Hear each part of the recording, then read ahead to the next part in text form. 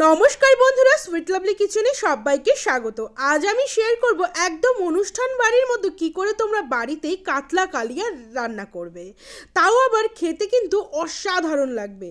চলো স্কিপ না করে পুরো ভিডিওটা দেখতে থাকো। আমি তোমাদের সাথে একদম সহজ পদ্ধতিতেই কিন্তু চেষ্টা করি শেয়ার করার জন্য। তো এখানে প্রথমে কাতলা মাছ নিয়েছি, আর মাছটাকে কিন্তু আমি ভালো করে ধুয়ে নিয়েছি। আর অন্যদিকে আমি নিয়েছি পেঁয়াজ, লঙ্কা, আদা, জিরে গুঁড়ো পেস্ট করে রেখে দিয়েছি। আর বিশেষ উপকরণ একটা তো দিতেই হবে, না হলে অনুষ্ঠান বাড়ি ফিল আসবে না। সেখানে দিয়েছি কিন্তু কাজু বাদাম আর কিশমিশ, বেশ খানিকটা কড়াইশুঁটি দিয়েছি যেহেতু শীতের দিন। এবারে মাছটাকে আমি সামান্য একটু নুন আর হলুদ গুঁড়ো দিয়ে ফার্স্টে ম্যারিনেট করে নিচ্ছি, কারণ মাছটাকে আমি ভেজে নামিয়ে নেব। তো দেখো মাছটার মধ্যে কিন্তু ভালো করে নুন হলুদ মাখানো হয়ে গেছে। এবারে কড়াইতে বেশ খানিকটা কিন্তু সর্ষের তেল দিয়ে দিয়েছি। ভালো যদি খাবার খেতে চাও তুমি অনুষ্ঠান বাড়ির মতো বা রেস্টুরেন্টের মতো, তাহলে তো একটু তেল মশলা বেশি দিতেই হবে। তার জন্যই আমি একটু বেশি করেই তেল দিয়েছি। এবারে মাছগুলোকে দিয়ে উল্টে পাল্টে বেশ ভালো করে ভেজে নেব। একদম কড়া করে ভাজবে না, তাতে কিন্তু মাছটা বেশ হার্ড হয়ে যায়। এইরকমই হালকা ভাজা করে মাছটাকে নামিয়ে নিচ্ছি। বাদবাকি মাছগুলো দিয়ে একই রকমভাবে নামিয়ে নিলাম। সেই তেলেই দিয়ে দিলাম শুকনো লঙ্কা আর তেজপাতা, তাতে দিয়ে দিলাম গোটা গরম মশলা থেতো।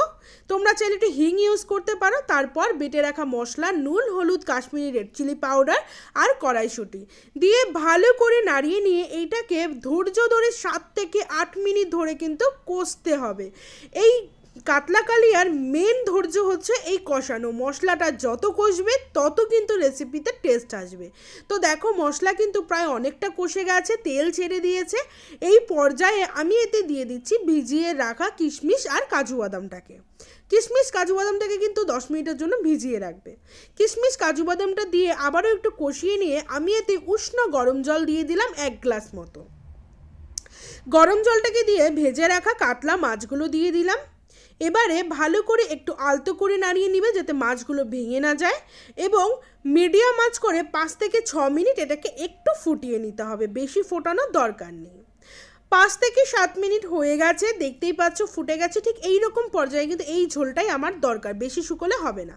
তারপর আমি এতে একটা মশলা দিয়েছি, যার মধ্যে আছে জায়ফল, জয়িত্রী, গরম মশলা, সবগুলো ড্রাই রোস্ট করে আমি পেস্ট করে রেখে দিই, সেই মশলাটাই ইউজ করেছি। নামিয়ে নিলাম। তো বন্ধুরা তৈরি হয়ে গেল একদম অনুষ্ঠান বাড়ির মতো কাতলা কালিয়া। প্লিজ সবাই একটু এটাকে ট্রাই করবে, তারপর আমাকে কমেন্ট করে জানাবে তোমাদের কেমন লাগলো।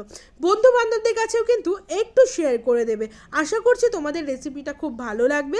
যদি কোনো রেসিপি চাই কমেন্ট করো, চেষ্টা করব শেয়ার করে দেওয়ার জন্য। আর গরম গরম ভাতে এইরকম কাতলা কালিয়া হলে তো আর কি চাই বলো। তো বাই বন্ধুরা, আজকের জন্য দেখা হবে নেক্সট ভিডিওতে।